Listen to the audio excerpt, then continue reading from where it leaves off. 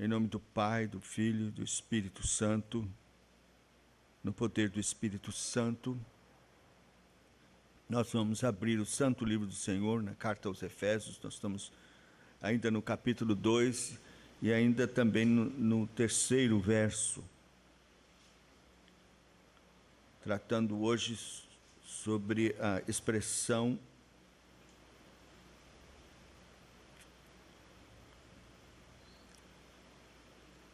que atua nos filhos da desobediência. Vou ler do verso 1 ao verso 3, Efésios.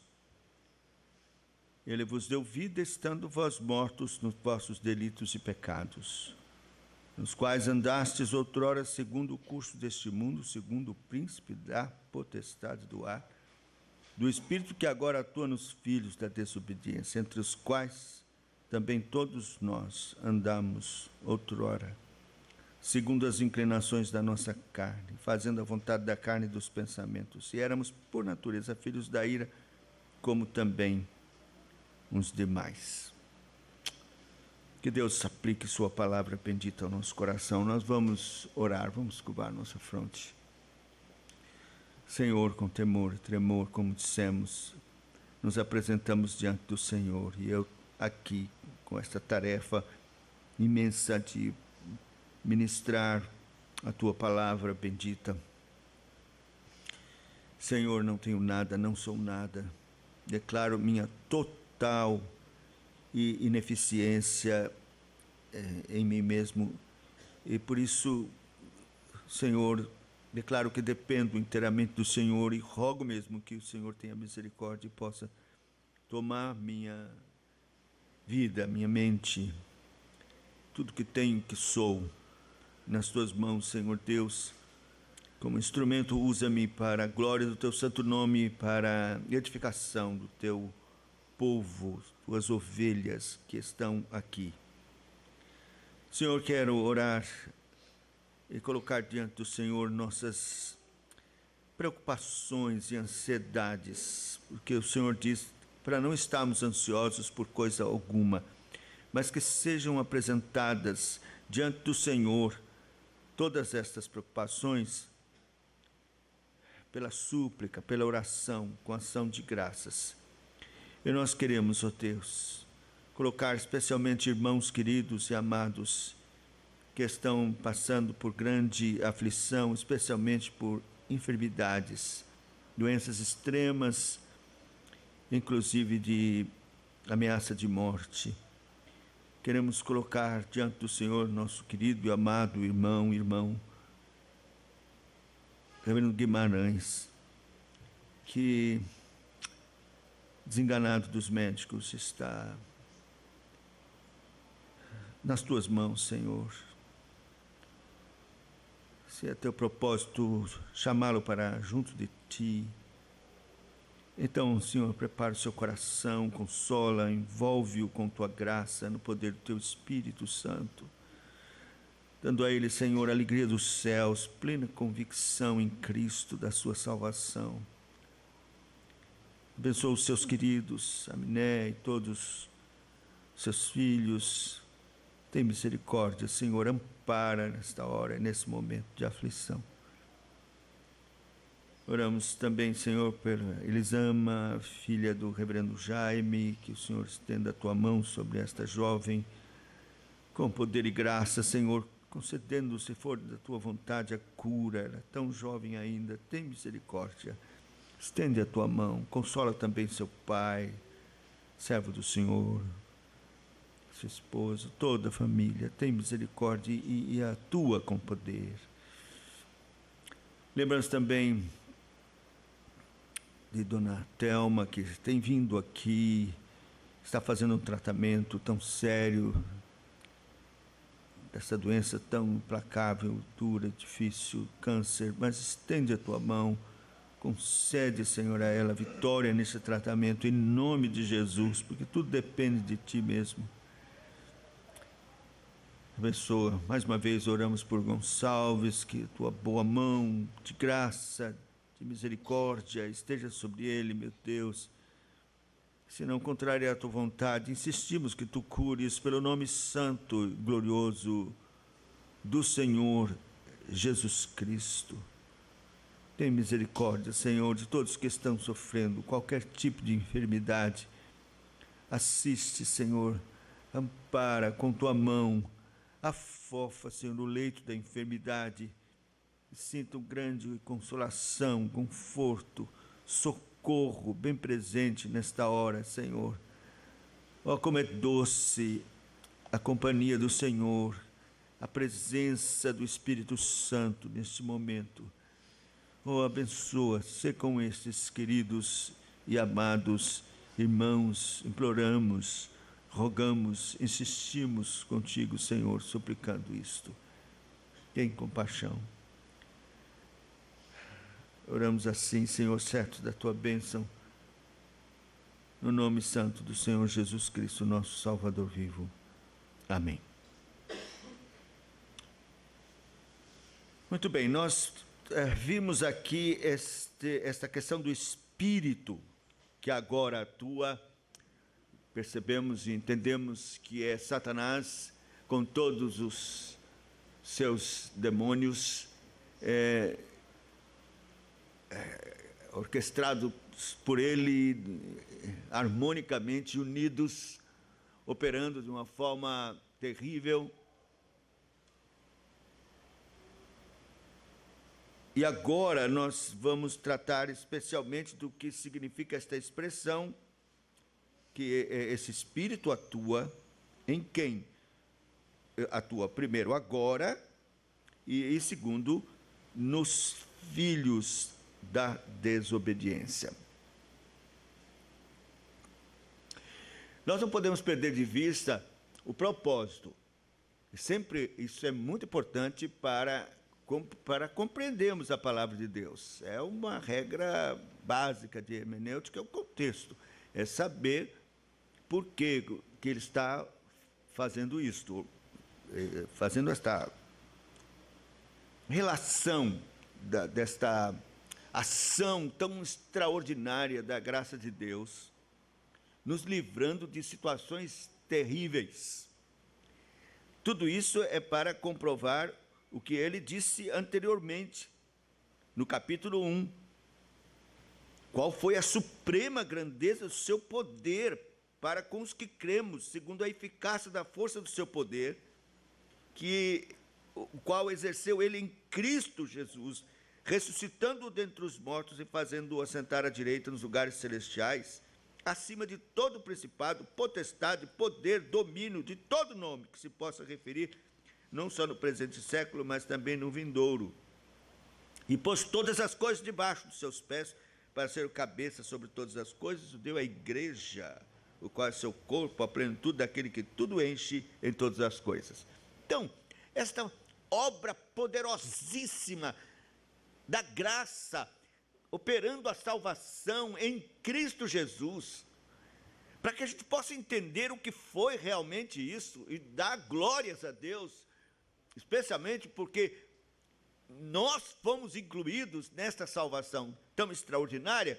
Então o apóstolo vem agora no capítulo 2, dando a dimensão do que foi isso. Ele vos deu vida, estando vós mortos em vossos delitos e pecados, nos quais andastes outrora, segundo o curso deste mundo, completamente enfronhados, da cabeça aos pés, até o mais profundo da alma, com esse mundo, caminhando cegamente, sendo levado, segundo o curso do mundo, segundo o príncipe da potestade do ar. Então nós podemos ver aqui quão tremenda essa força, como o maligno arregimentou milhares de anjos num propósito de rejeitar a verdade, rejeitar Cristo e se opor contra ele num reino.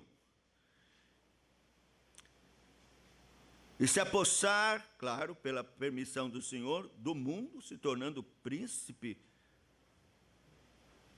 e o Deus desse século. E com esta força, desta forma, chamada Espírito, ele e todos os milhares de demônios operam agora nos filhos da desobediência.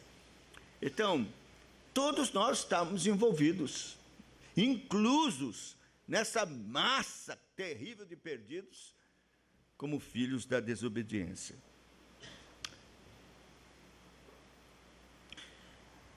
Esses filhos da desobediência, eles, claro, cederam lugar para a ação do diabo em suas vidas.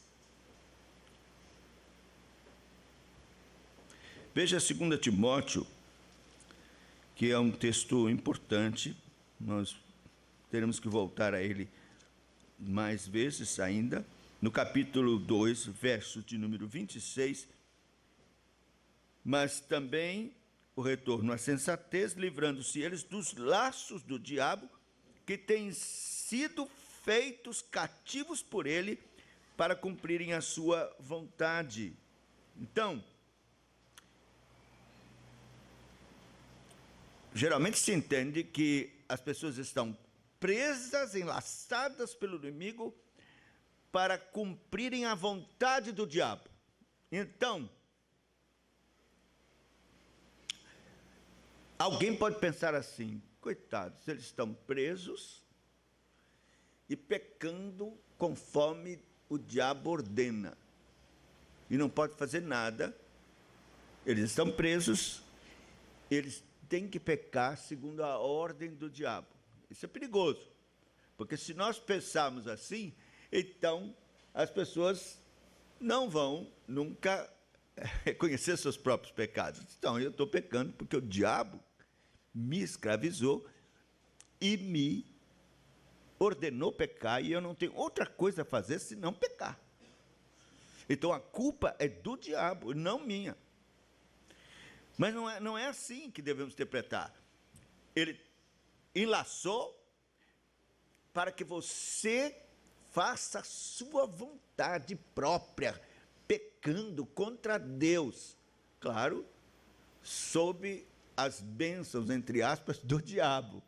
E tudo que ele pode fazer para favorecer você cumprir a sua vontade pecaminosa e carnal, ele vai fazer. Ensejar, abrir as oportunidades, mas você não se esqueça, o pecado cometido por essas pessoas, mesmo enlaçadas pelo diabo, é culpa delas mesmas, é fazendo a própria vontade.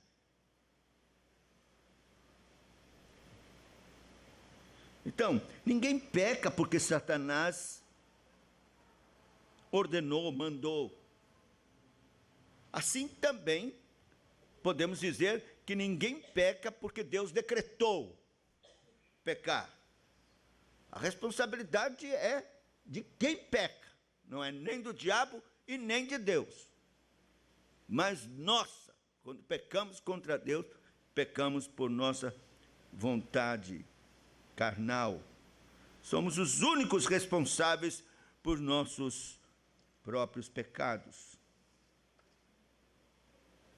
Então, esse espírito, como já vimos, significa Satanás e os demônios. Então, além da própria inclinação dos homens para pecar, há uma influência contribuidora desse espírito, que é a obra de Satanás, como eu disse, contribuindo, favorecendo para que as pessoas, dominadas pela sua carne, pequem contra Deus. Então, o espírito que agora atua nos filhos da desobediência é a obra do diabo, com todos os seus demônios, contribuindo para que as pessoas sejam assim favorecidas a pecar. Vamos abrir em Atos capítulo 19, para a gente compreender bem isso. Em Atos capítulo 19, nós temos um episódio registrado nas Escrituras. Um episódio impressionante, porque Paulo passa por lá para pregar, é quando ele começa a pregar na cidade de Éfeso, e de repente se levanta sem que, nem para quê, sem ninguém explicar bem, uma reação absurda. Eu vou ler o texto porque é importante você entender o espírito que atua nos filhos da desobediência. Porque se você compreender isso, você vai entender como ele repete esta ação geração após geração. Essa mesma influência diabólica acontece e vai acontecer sempre até o dia em que o diabo será completamente destruído. Veja a partir do verso 23, capítulo 19 de Atos. Por esse tempo houve grande alvoroço acerca do caminho, pois um ourives chamado Demétrio, que fazia da prata nichos de Diana, e que dava muito lucro aos artífices, convocando juntamente com os outros da mesma profissão, disse-lhes: senhores, sabeis que deste ofício vem a nossa prosperidade, e estáis vendo e ouvindo que não só em Éfeso, mas em toda a Ásia, esse Paulo tem persuadido e desencaminhado muita gente, afirmando serem esses deuses que fazemos produto de mãos humanas. Não somente há o perigo de nossa profissão cair em descrédito, como também o do próprio templo da grande deusa Diana ser estimado em nada, e ser mesmo destruída a majestade daquele que toda a Ásia e o mundo adoram. Ouvindo isso, encheram-se de furor e clamavam: grande é a deusa dos Efésios. Foi a cidade tomada de confusão, e todos a uma arremeteram para o teatro, arrebatando os macedônios, Gaio e Aristarco, companheiros de Paulo, querendo apresentar-se ao povo, quer dizer, Paulo, mas não permitiram os discípulos. Também as iarcas, que eram amigos de Paulo, mandaram rogar-lhe que não se arriscasse indo ao teatro. Uns, pois, gritavam de uma forma, outros de outra, porque a assembleia caíra em confusão, e na sua maior parte nem sabiam por que motivo estavam reunidos. Veja que coisa. Na sua maior parte, vou repetir essa frase, nem sabiam por que motivo estavam reunidos. Veja o espírito que agora atua nos filhos da desobediência. Quer dizer, as pessoas são levadas sem mesmo ter compreensão e entendimento claro, mas elas são levadas. Então tiraram Alexandre dentre a multidão, impelidos os judeus para a frente, este acenando com a mão, queria falar ao povo, quando porém reconheceram que era judeu, todos a uma voz gritaram por espaço de quase 2 horas: grande é a Diana dos Efésios. O escrivão da cidade, tendo apaziguado o povo, disse: senhores e tal, e houve então ali apaziguou, e ele conseguiu dispersar a multidão. Mas eu queria apenas ver isso, como o diabo atua, o espírito, toda obra diabólica, satânica, incluindo todos os demônios, atuam levando como que num clima as pessoas, e elas nem sabem exatamente por quê. Clamaram, gritaram por um espaço de 2 horas sobre sua deusa Diana, contra Cristo, que eles nem conheciam. A grande maioria não sabia nada de Cristo. Mas eles foram levados, todos aqueles, por esta influência de Satanás. Tertuliano falando a respeito da perseguição que eles enfrentaram logo no início do cristianismo. Ele diz assim: por que vocês nos perseguem? Qual a razão? Vocês nem conhecem nosso caminho. Vocês deixam outras seitas sem perturbar. Por que esse ódio contra nós?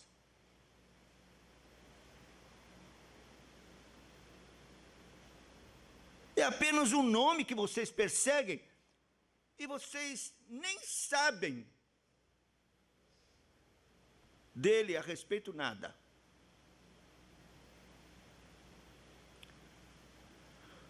Mas o diabo sabe.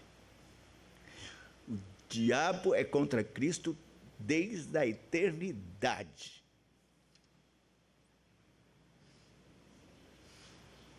E então, ele opera com os seus demônios harmonicamente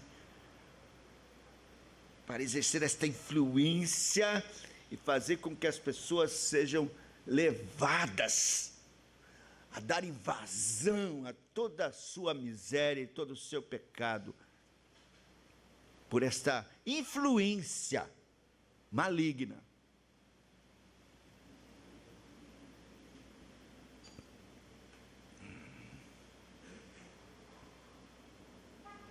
Então, ele se levantou ontem e se levantará agora para operar esse espírito de antagonismo contra Cristo, gratuito. As pessoas nem sabem que estão sendo orquestradas por este espírito que agora atua nos filhos da desobediência. E elas odeiam a Cristo. Bom, a palavra de Deus nos adverte que esse espírito haveria de se manifestar, né? Lembra de 1 João capítulo 4, versículo 3. E todo espírito que não confessa Jesus não procede de Deus. Pelo contrário, este é o espírito do anticristo, a respeito do qual temos ouvido, que vem e presentemente já está no mundo. Então, existe esse espírito. No tempo de João, já estava no mundo, então continua no mundo. Não saiu, está aí. Esse espírito exerce uma influência, operando nas pessoas essa indisposição contra Cristo. Ele encontra meios de perseguir os que guardam os mandamentos de Cristo e o testemunho de Jesus. Veja Apocalipse capítulo 12.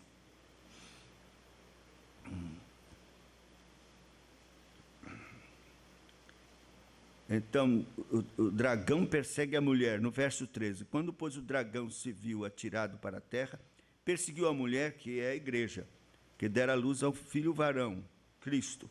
E foram dadas à mulher 2 asas da grande águia, para que voasse até o deserto, ao seu lugar, aí onde é sustentada durante um tempo, metade de um tempo, fora da vista da serpente. Ora, deserto aqui é o lugar de aflição que a igreja está vivendo. Isso é simbólico, não é um lugar, é o mundo mesmo. Aqui é um deserto, a igreja está num deserto, e guardada fora da vista da serpente. Então a serpente arrojou da sua boca atrás da mulher água como um rio, a fim de fazer com que ela fosse arrebatada pelo rio. A terra, porém, socorreu a mulher. A terra abriu a boca, engoliu o rio que o dragão tinha arrojado de sua boca. Deus, providência salvadora de Deus, cuidando, preservando, guardando sua igreja. Virou-se o dragão contra a mulher e foi pelejar com os restantes da sua descendente, os que guardam os mandamentos de Deus e têm o testemunho de Jesus. E se pôs em pé sobre a areia do mar. Então, é isso, essa influência maligna já determinada contra a igreja. É um espírito que promove esta ação dos demônios em unidade no mundo contra Cristo. E é interessante que, como ele opera,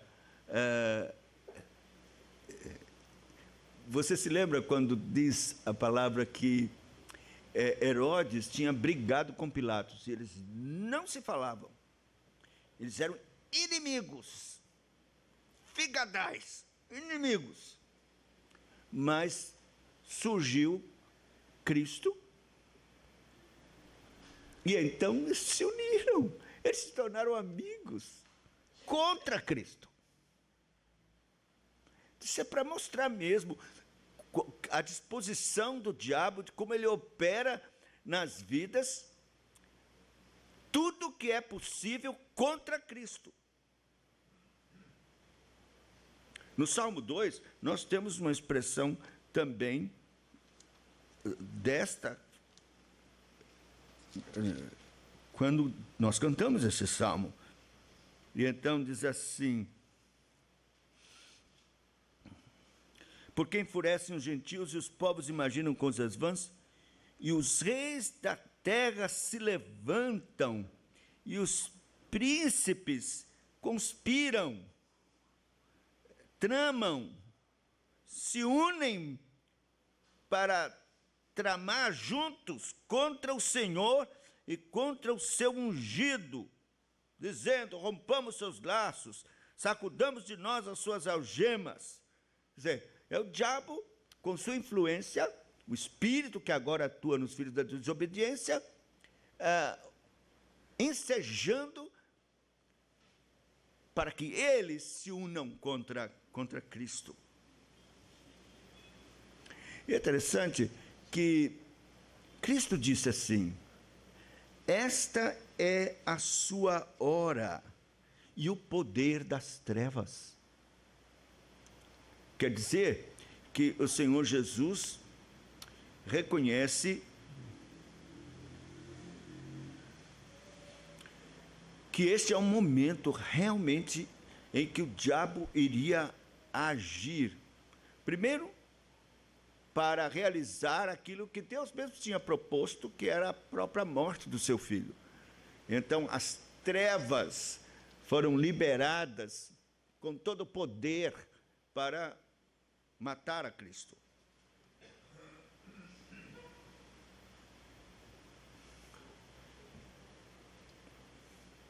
E foi isso, mostrando como este espírito atua nos filhos da desobediência e opera de forma tão terrível no mundo. A primeira coisa, então, que nós podemos ver, meus irmãos, e eu acho é isso que nós devemos entender, que o apóstolo Paulo está falando, é que o homem é pecador, ele está perdido, ele não tem força alguma contra a sua pecaminosidade, a sua carne está desesperadamente corrompida, vendida às paixões, e ele, a carne e o homem, encontra um espírito, quer dizer, o diabo, que opera favoravelmente, inclusive enlaçando para que ele bote para fora e realize todas as suas misérias e pecados. Então, o homem está preso pelos seus próprios pecados, escravizado por eles, e por Satanás. Sem qualquer possibilidade de se livrar. Então, glória à graça de Deus, maravilhosa, que realizou esta obra tão gloriosa, externa, feita por Deus mesmo, independente de nós, mas para nós, a nosso favor, tão poderosa, que nos livra de nós mesmos, dos nossos próprios pecados, da escravidão deles, das próprias paixões e de Satanás, do espírito, do exército unido, que marcha em grande união, com furor, escravizando-nos para nos indispor contra Cristo e para realizar tudo o que é contrário à vontade de Deus. Ele nos livrou disso. Então, Paulo quer dizer, veja que glória é esta graça que nos alcançou. Vamos ao tempo agora, essa expressão agora, o texto diz agora, não é? Atua agora. Quer dizer, meus irmãos, o tempo do Evangelho é esta dispensação, especialmente. Veja João capítulo 12, versículo 31. Diz assim: chegou o momento de ser julgado este mundo, e agora o seu príncipe será expulso. Então, há um momento histórico, redentivo, que é chamado agora, em que, por obra realmente de Cristo e do estabelecimento do seu reino, promove uma reação urgente do diabo. Puxa, não é brincadeira. Ele vem agindo desde o Antigo Testamento. Embora nós temos que admitir que o diabo age com menos poder agora do que no Velho Testamento, porque agora sua casa tem sido saqueada. E o poder da obra de Cristo, de fato, estabeleceu um regime limitado da ação do diabo. Mas ele não deixa por menos. Ele está raivoso. O diabo sabe que o seu tempo está próximo.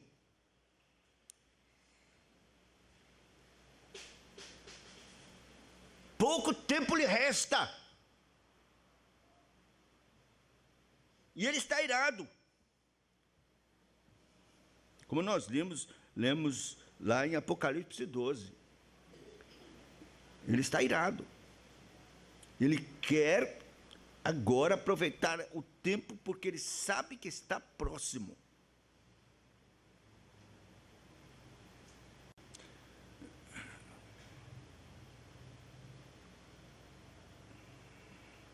E então ele age, meus irmãos, de diferentes formas e com diferentes agentes.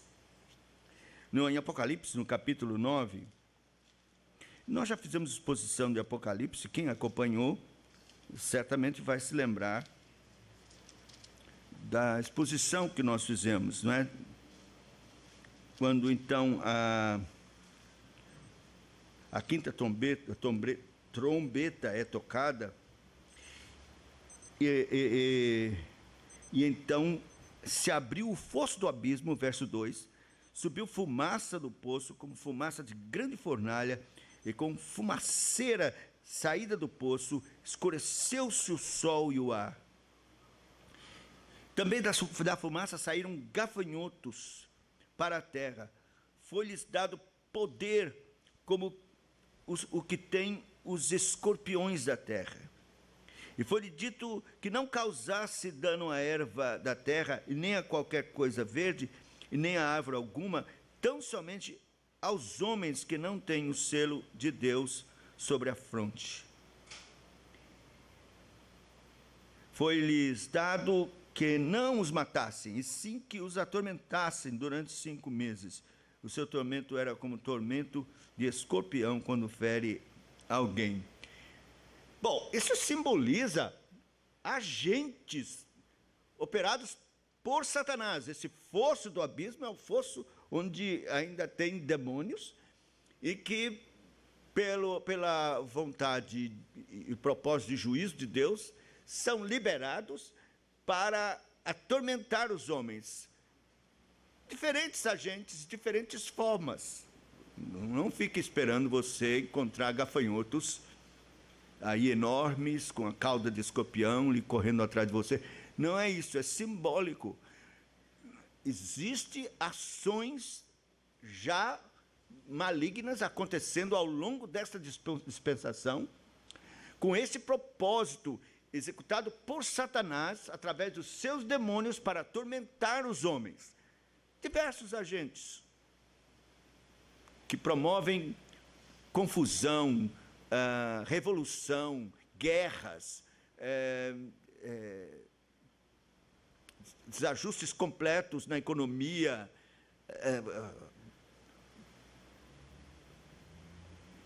privação de víveres e coisas que atormentam os homens. São homens, são pessoas, no entanto, lideradas por Satanás e que operam isso.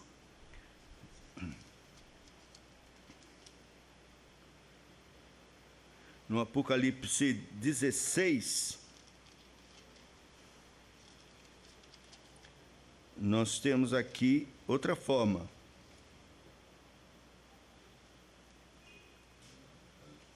Vários flagelos que são derramados.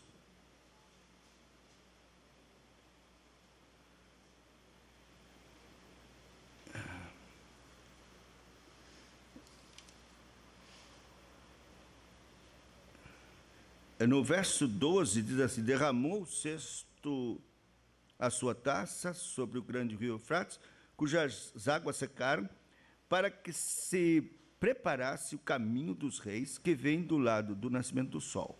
Então vi sair da boca do dragão, da boca da besta, da boca do falso profeta, 3 espíritos imundos, semelhantes a rãs, porque eles são espíritos de demônios, operadores de sinais, e se dirigem aos reis do mundo inteiro, com o fim de ajuntá-los para a peleja do grande dia do Deus Todo-Poderoso.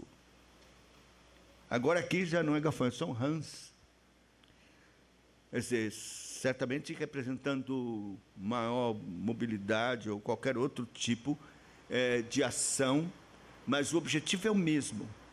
É o diabo agindo no mundo de forma terrível. Agora, nessa dispensação, é agora que ele opera nos filhos de desobediência.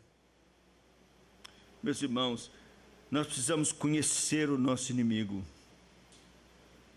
a sua estratégia, principalmente porque nós fazemos parte desta geração do agora, que ele opera, em que ele opera com grande ira, porque sabe que o seu tempo está próximo. Hebreus, no capítulo 10, nós temos uma exortação feita pelo apóstolo aqui, no versículo 25, que diz assim: não deixeis de congregar, não deixemos de congregar-nos, como é costume de alguns. Antes façamos admoestações, e tanto mais quanto vedes que o dia se aproxima. Você veja, a exortação é para que nós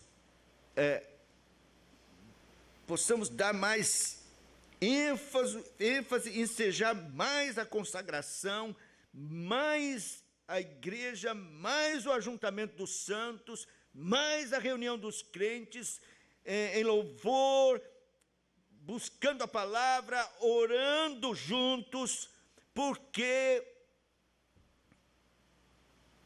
estamos neste agora, em que o dia se aproxima. nesse agora em que Satanás está agindo de uma forma muito mais rigorosa. 1 Coríntios capítulo 7, o apóstolo também faz esta mesma admoestação. 1 Coríntios capítulo 7, versículo 29, ele diz assim: isto, porém, vos digo, irmãos, o tempo se abrevia. O que resta é que não só os casados sejam como se não fosse, mas também os que choram como se não chorassem, e os que se alegram como se não se alegrassem, e os que compram como se nada possuíssem, e os que se utilizam deste mundo como se dele não usassem, porque a aparência deste mundo passa. É o agora urgente, é o agora em que Satanás está agindo de forma terrível. São os últimos dias, os últimos tempos. Devemos incrementar nossa consagração, nossa busca pelos meios de graça, leitura da palavra, oração. Estamos juntos, fortalecendo uns aos outros na fé, consolando uns aos outros, edificando uns aos outros, com o cântico dos salmos, para que fortalecidos estejamos prontos para este agora, em que é o fim dos tempos e o inimigo está agindo terrivelmente. Queria falar mais sobre os filhos da desobediência. Esta expressão, filhos da desobediência, é um hebraísmo. A gente usa a palavra hebraísmo para significar expressões próprias do hebraico comum, do que é tratado sempre dessa forma. Ela tem um significado, não é? É como se dissesse, é um modo comum de falar no hebraico, filhos de muitas coisas, tais como filhos do cativeiro, filhos da ressurreição, e assim por diante. Quer dizer, pessoas que nasceram nesta condição, por isso filhos, mas que também aderiram a esta condição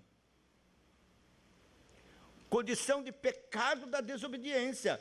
São pessoas, então, que vivem nisso. Ora, meus irmãos, claro que todos nós, um dia, fomos partes, e podemos ser chamados filhos da desobediência ou filhos da ira, como os demais, todos. Mas a graça de Deus operou de uma forma extraordinária em nós, transportando-nos do império das trevas, nos tirando da condição de filhos da desobediência, nos transportando para o reino do Filho do seu amor, e agora somos filhos da obediência, em Cristo, e não mais filhos da desobediência. Mas essa é a condição de todos aqueles que estão sem Cristo. Esta é a condição. O Salmo de número 89, versículo 22,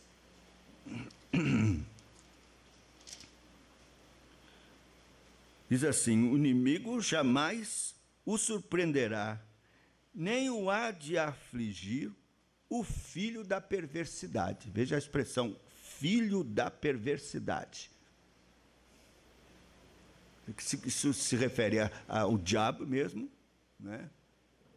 Ou a pessoas que são especialmente destacadas nesta massa de filhos da desobediência. Porque, meus irmãos, de fato, há um grupo de pessoas que se destaca em malignidade dentro dos filhos da desobediência. Nós encontramos isso na Bíblia. Eles são chamados, por exemplo, no Velho Testamento, de filhos de Belial. São pessoas que são nomeadas, destacadas no Velho Testamento para realizar obras malignas, inclusive desprezando as coisas de Deus. Eu tenho vários textos aqui, mas eu creio que o tempo não vai dar. Eu queria ler, pelo menos, Samuel, o primeiro livro de Samuel. Eu vou depois. Primeiro de Samuel, capítulo 2, versículo 12. Primeiro livro de Samuel. Estou com o segundo aqui. Eram, porém, os filhos de Eli, filhos de Belial, e não se importavam com o Senhor. Inclusive, tratava com desprezo as ofertas, porque eles tinham direito de pegar alguma coisa, e eles pegavam, era logo o melhor, não era o que sobrava, o que o garfo alcançava, não, eles escolhiam, eles não tinham a menor consideração para com as coisas de Deus.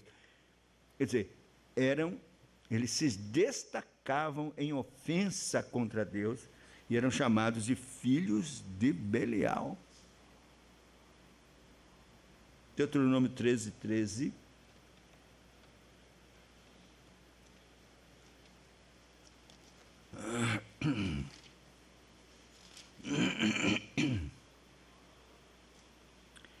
Que os homens malignos saíram do meio de ti e incitaram os moradores da sua cidade, dizendo: vamos e sirvamos outros deuses que não conhecestes. Homens malignos, filhos de Belial, homens malignos.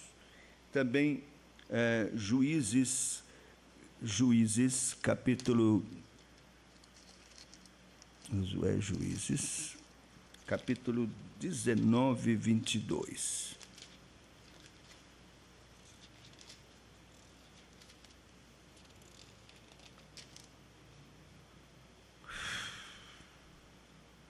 Enquanto eles se alegravam, eis que os homens daquela cidade, filhos de Belial, cercaram a casa, batendo a porta, e falaram ao velho senhor da casa, dizendo: traze para fora o homem que entrou em tua casa, para que abusemos dele. Então, são um contingente assim, especializado em iniquidade, chamados filhos de Belial. Então, esses filhos da desobediência é um termo que tanto abrange generalizadamente a todos aqueles que são obstinados e não querem saber de Deus ou rejeitam a Deus, o Evangelho, como, por exemplo, Romanos capítulo 10, versículo 21.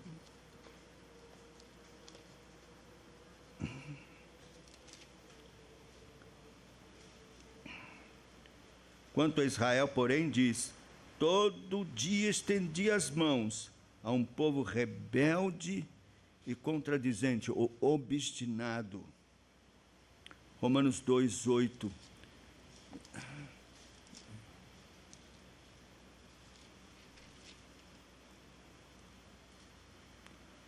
Mas ira e indignação aos facciosos que desobedecem à verdade e obedecem à injustiça. São características desses chamados filhos da desobediência.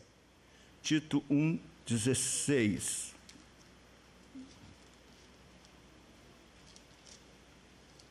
Tito 1, 16 diz assim: no tocante a Deus professam conhecê-lo, entretanto negam por suas obras. É por isso que são abomináveis, desobedientes, reprovados para toda boa obra. E gente dentro da igreja, veja que tem filhos da desobediência dentro da igreja. Porque, na verdade, não obedecem. Eles são obstinados. Professam conhecer a Deus, entretanto, negam por suas obras, obras de desobediência. Por isso são abomináveis, desobedientes, reprovados para toda a boa obra.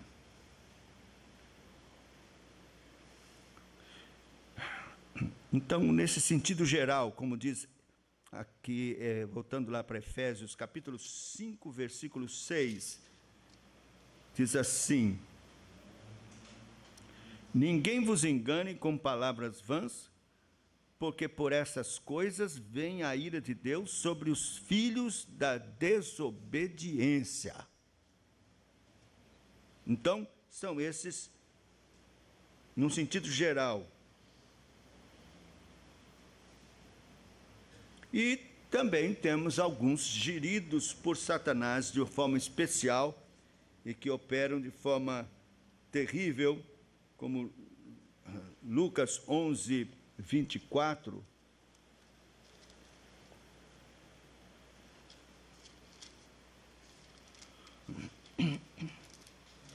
Lucas 11, 24, diz assim: quando o espírito imundo sai do homem, anda por lugares áridos, procurando repouso, e não achando, diz: voltarei para a minha casa de onde saí.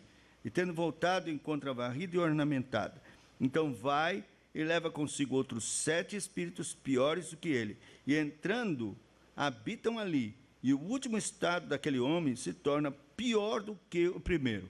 Veja, há uma gradação, meus irmãos, de desobediência e de malignidade, de iniquidade entre os filhos da desobediência.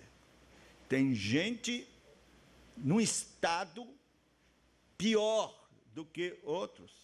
Você deve se lembrar que Jesus falou o que vocês fazem prosélito e faz aquela pessoa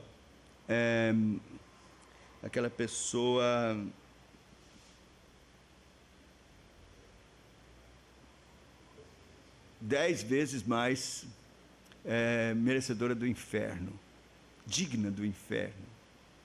Então, um estado pior, terrível, né?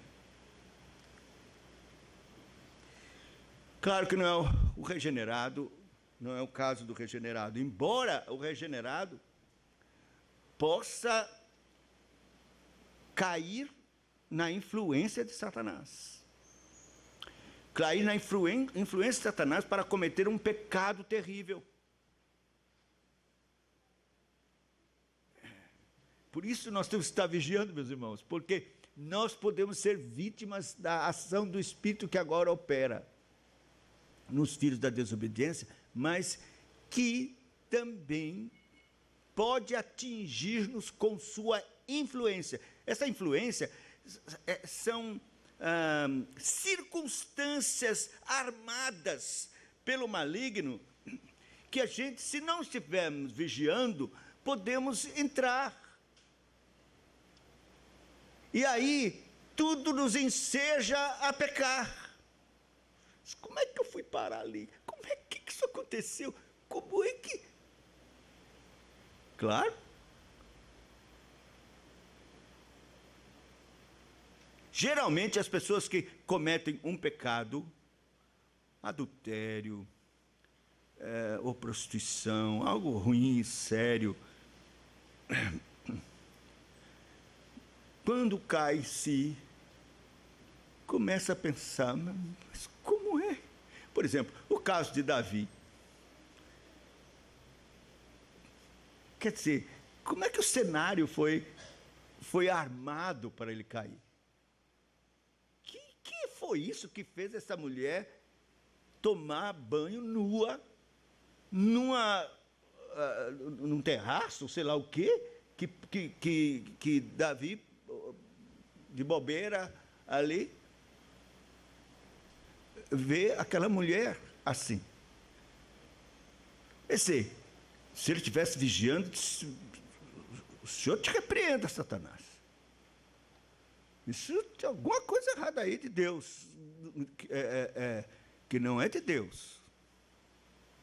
Quer dizer, prestar atenção por circunstância. Circunstâncias, essa ação, o meio dele agir.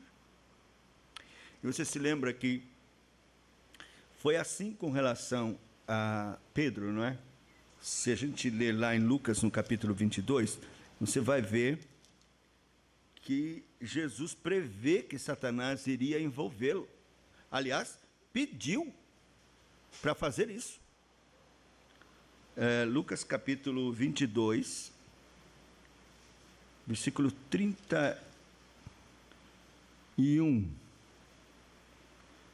Simão, Simão, eis que Satanás vos reclamou para vos peneirar como trigo. Eu, porém, roguei por ti para que a tua fé não desfaleça. Tu, pois, quando te converteres, fortalece os teus irmãos. Ele, porém, respondeu: Senhor, estou pronto a ir contigo, tanto para a prisão como para a morte. Mas Jesus lhe disse: afirmo-te, Pedro, que hoje 3 vezes negarás que me conheces, antes que o galo cante. Então, cuidado com a soberba, cuidado. Quem está em pé, veja que não caia. Não fique achando que você pode, que com você não vai acontecer. Não pense nisso, porque Deus pode muito bem permitir que Satanás peneire você, se você não estiver vigiando. Vai cair, como Pedro caiu nesse terrível pecado de negar o Senhor. Foi doloroso para ele. E claro que Deus o sustentou. Cristo rogou por ele, para que sua fé não desfalecesse, mas foi muito duro. Pedro pensou em desistir de tudo, esquecer tudo e dizer: vou pescar, vou voltar a ser pescador.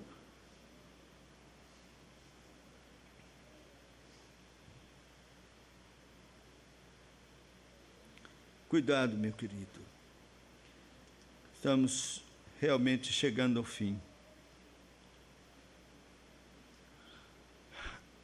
Agora, só uma coisa final que eu quero dizer aqui, e aí eu vou aplicar isso, porque esse é o propósito. Vou ler o texto que diz assim: vos deu vida, estando vós mortos, vossos delitos e pecados, nos quais andastes outrora, segundo o curso desse mundo, segundo o príncipe da potestade do ar, do espírito que agora atua nos filhos da desobediência. Sabe o que é maravilhoso e gracioso nesta palavra, filho da desobediência? Não sei o que tem de gracioso na palavra filho da desobediência. Sabe o que tem? É que não é filho da perdição. Filho da desobediência. Se fosse filho da perdição, não havia chance. Como não houve para Judas, ele era filho da perdição. Mas, se você está envolvido ainda como filho da desobediência, a esperança não é filho da perdição. Filho da ira, mas não filho da perdição. Como está a sua vida? É bom que você examine mesmo a si mesmo, principalmente o momento e a hora, porque se você não estiver realmente cheio da graça, revestido do Espírito, Cristo mesmo no seu coração, regenerado, vida nova, novo nascimento, andando na presença de Deus, vigiando, então você ainda é filho da desobediência, mas não é filho da perdição. É hora de arrependimento, é hora de buscar a Deus e de tomar a decisão, uma decisão séria, que eu espero pela graça você venha tomar. Porque por você mesmo você não pode, mas pela graça você pode tomar a decisão agora mesmo. Graças, Senhor, eu não sou filho da perdição. Oh, Senhor, tem misericórdia de mim. Livra-me.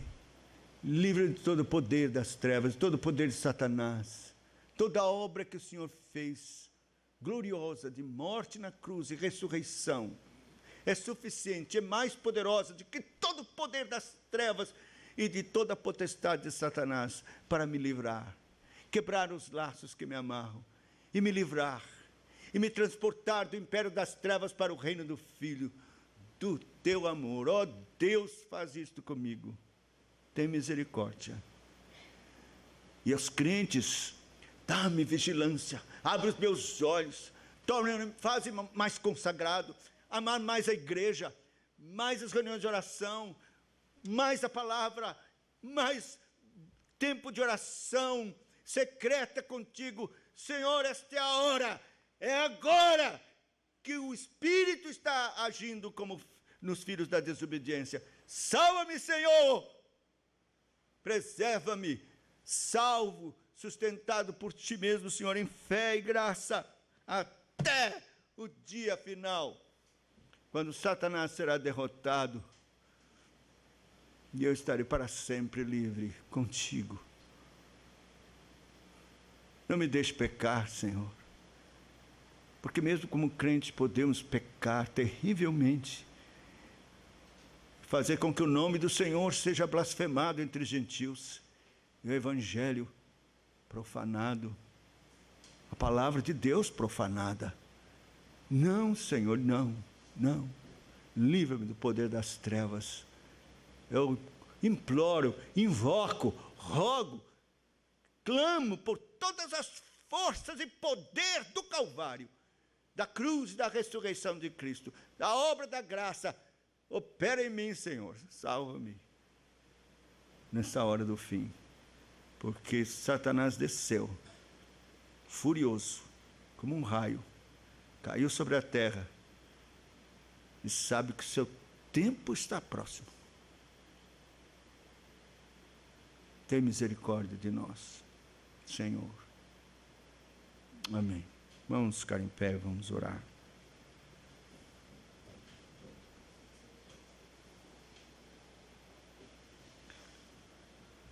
Ó Deus, é com toda sinceridade que oramos.